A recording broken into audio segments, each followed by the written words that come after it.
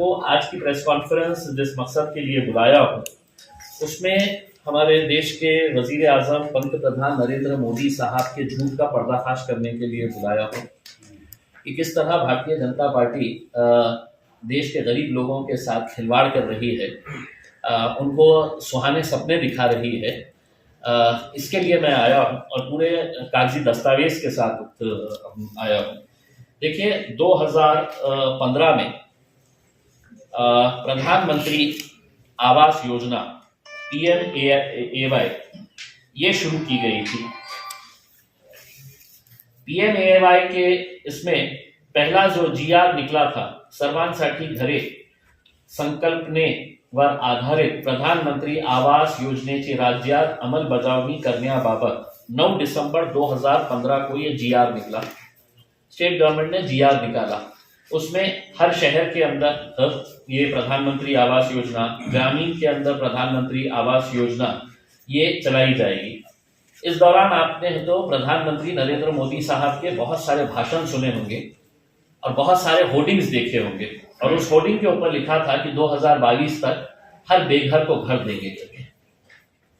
ये उनके भाषणों में भी बोलते गए, उनके पूरे मंत्रियों ने भी बोलते गए, उनकी पार्टी ने प्रचार भी किया कि 2022 तक है तो हम हर बेघर के को एक छत देंगे, हर बेघर को घर देंगे करके। उसमें बहुत अच्छी स्कीम थी, गरीबों को अपना घर मिलने वाला था।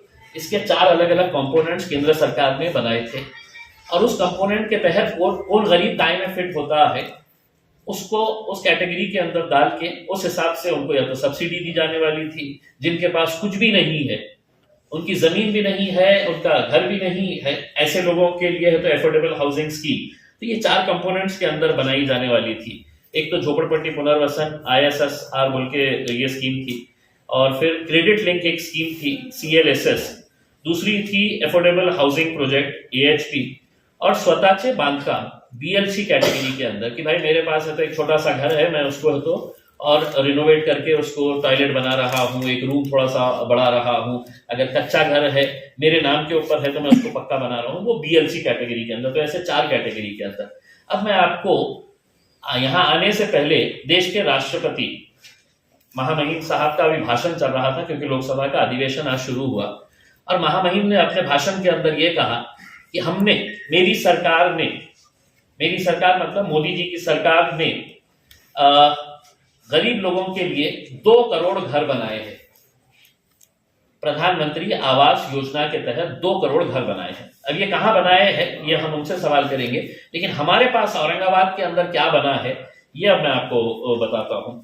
ये जब स्कीम शुरू हुई तो महानगर पालिका को इसकी जिम्मेदारी दी गई कि भाई आप में है तो इसके एप्लीकेशंस जमा करना, एप्लीकेशन जमा करके पूरा उसका स्क्रूटिनाइज करना, लैंड आइडेंटिफाई करना, और इसके ऊपर कंस्ट्रक्शन स्टार्ट करना करके। उसमें ये औरंगाबाद महानगर पालिका के अंदर अब आपको मैं बताता हूं कि 2015 या 2016 समझ लीजिएगा कि इसका दिसंबर में आया था GR, तो उस हिसाब से 2016 से लेकर 2022 तक कितने गरीबों ने सपने देखे थे।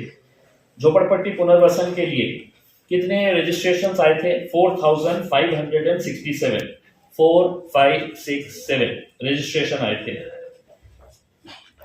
क्रेडिट लिंक के लिए कितने एप्लीकेशंस आए थे? सिर्फ मैं औरंगाबाद जिले की बात कर रहा हूं तो कितने आए थे? 12,253, 12,253 एप्लीकेशन्स आए थे। AHP एफोर्डेबल हाऊसिंग, खाजगी भागीदारीमध्ये परवडणारे गृहनिर्माण, फ्लॅट सिस्टम मध्ये जे तयार करण्यात, त्याच्यासाठी किती एप्लीकेशन्स आले औरंगाबाद मध्ये? तर 52,856, 52,856 एप्लीकेशन्स आले। स्वतःचे बांधकाम जिसके छोटे से घर में बताया BLC कैटेगरी के अंदर, तो उसमें कितने आए हैं? 10,842। ये इतने सारे एप्लीकेशंस आए, यानी कि टोटल जो है ये चारों कैटेगरी के अंदर अगर मिलाए तो औरंगाबाद के अंदर कितने आए हैं टोटल? तो 80,518। अब आप सोचिएगा कि जिनको सपने दिखाए गए थे कि 2022 तक आपको हर घर मिलने वाला है, हर बेघर को घर मिलने वाला है, ISSR कैटेगरी के अंदर 4567, उसमें से मिले कितने लोगों को? तो 0। क्रेडिट लिंक 12,253 एप्लीकेशंस, मिले कितने? 0। AHP एफोर्डेबल हाउसिंग 52,856, मिले कितने? 52,856 एप्लीकेशन्स आले, मिळाले किती लोकांना? 0।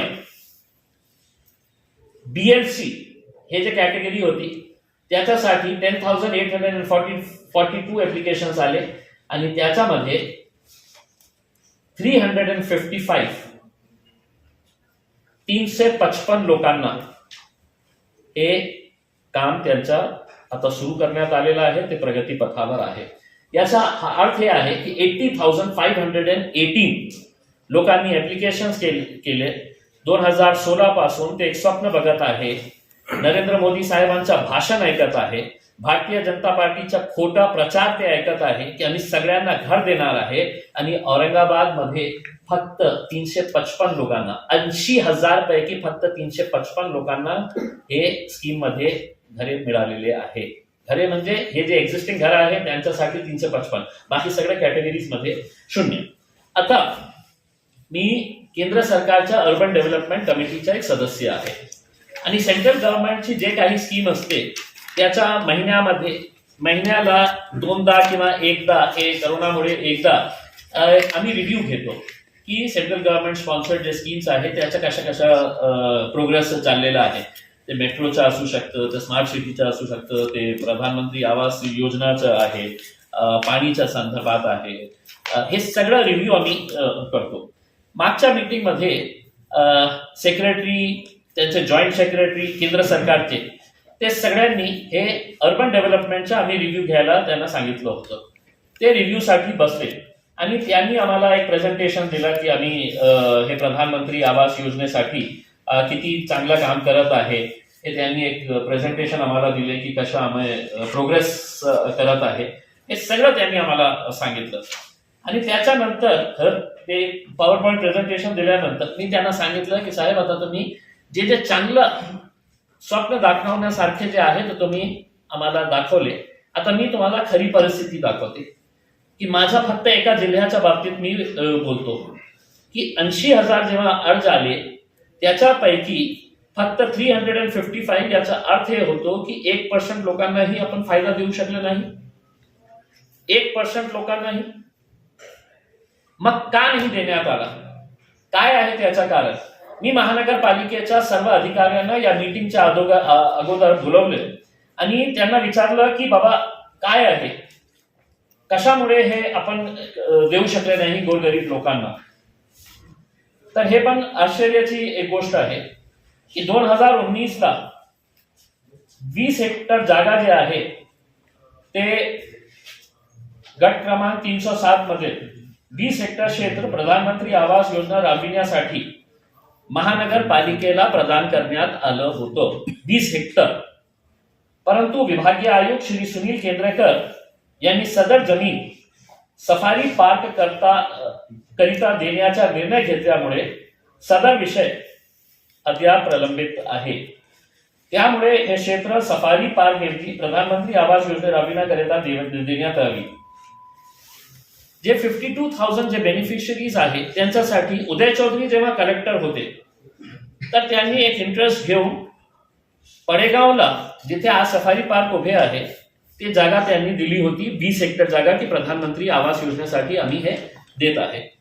मग त्याची एक मीटिंग जेव्हा इथे झाली तर असा निर्णय घेण्यात आलं की आपण ते जागा प्रधानमंत्री आवास योजनेच्या जागी आपण जनावरांसाठी सफारी पार्क तिथे तयार करू, आणि ते जागा जे आहे ते सफारी पार्कला देण्यात आली.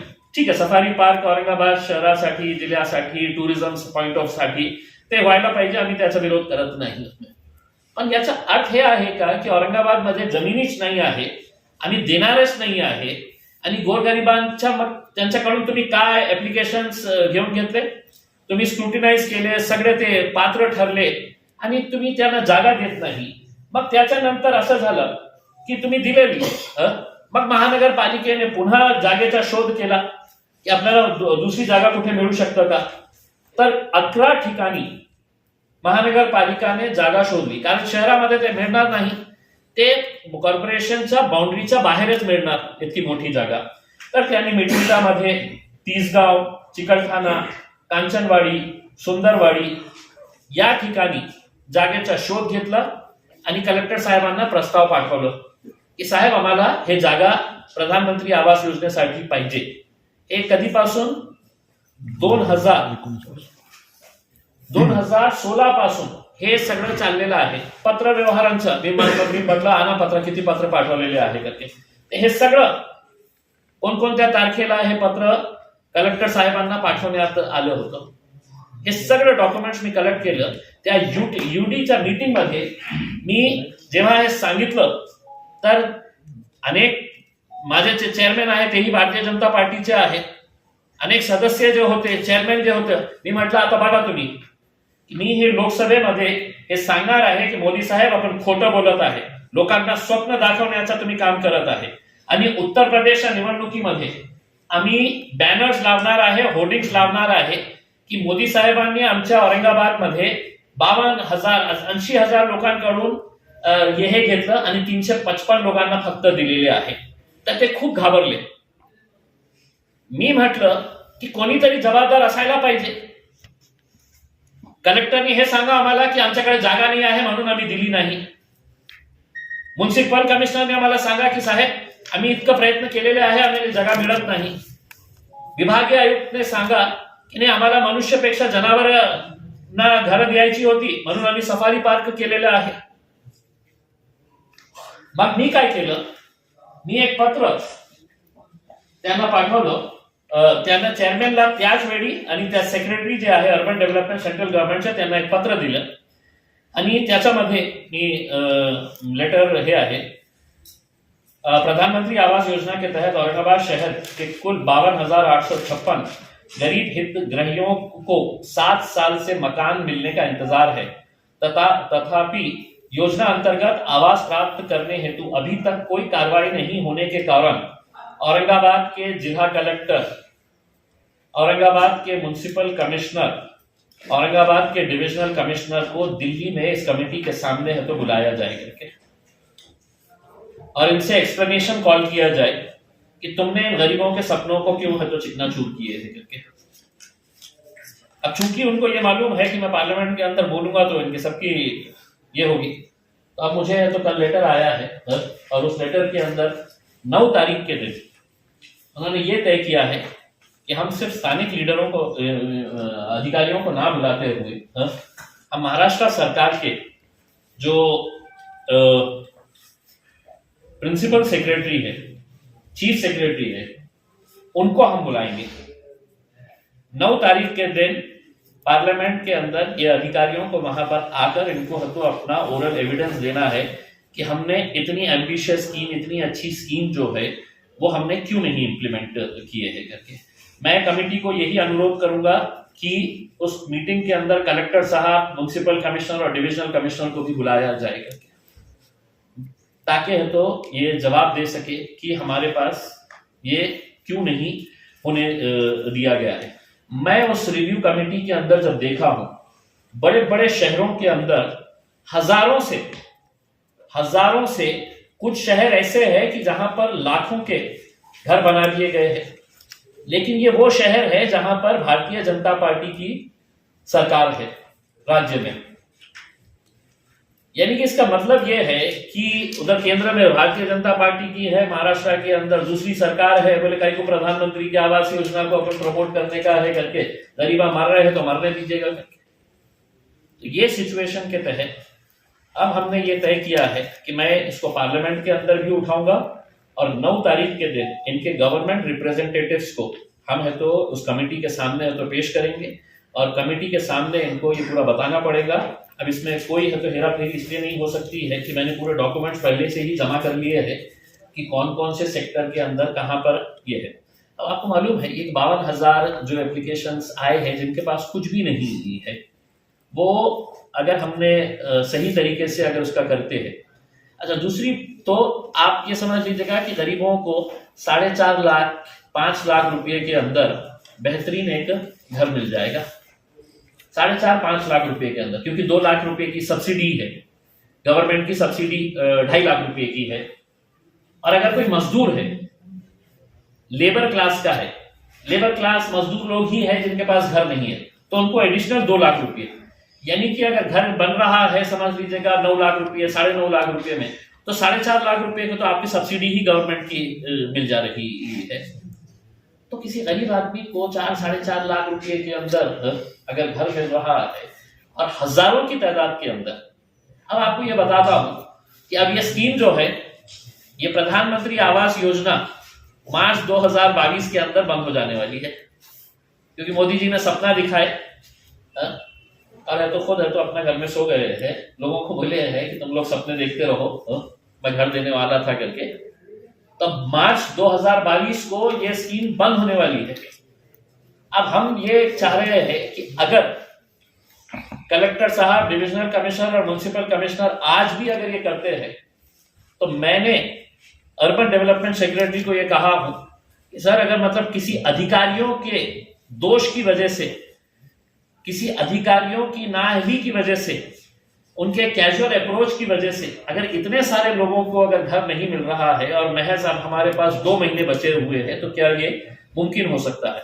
उन्होंने मुझे एश्योर किया है कि अगर जमीन अगर मिलती है, वो जमीन अगर मिलती है, आप उसमें पर्सनल अगर इंटरेस्ट लेते हैं, तो हम 1 महीने के अंदर है तो पूरे क्लियरेंसेस करवा के हम आपको दे देंगे 1 महीने के अंदर। यानी कि इसका मतलब ये है कि मार्च खत्म होने से पहले हम ये स्कीम को औरंगाबाद के अंदर लगा सकते हैं। और ये महानगर पालिका की जिम्मेदारी है। महानगर पालिका को इनको सिर्फ लैंड देने का है। लैंड आइडेंटिफाई हो चुका है कि कौन से उसके अंदर कहाँ पे कितना लैंड है करके, ये पूरा डिटेल के साथ है तो लैंड का है तो ये दिया गया है कि कहाँ पे 20 हेक्टर है, कहाँ पे 10 हेक्टर है, कहाँ पे हम अगर समझ लीजिएगा 52,000 के लिए अगर नहीं हो रहा है इमीडिएटली, अगर समझ लीजिएगा हमारे को 2-4 जगह के ऊपर भी अगर जगह मिलती है, तो उसको लकी ड्रॉ के जरिए है तो उठाइएगा, क्योंकि सारे बेनिफिशियरीज है जिनको पहले है तो लकी ड्रॉ के अंदर हो जाता है, तो कम से कम 20, 25, 30 हजार घर तो हम वैसे ही बना के दे सकते हैं करके।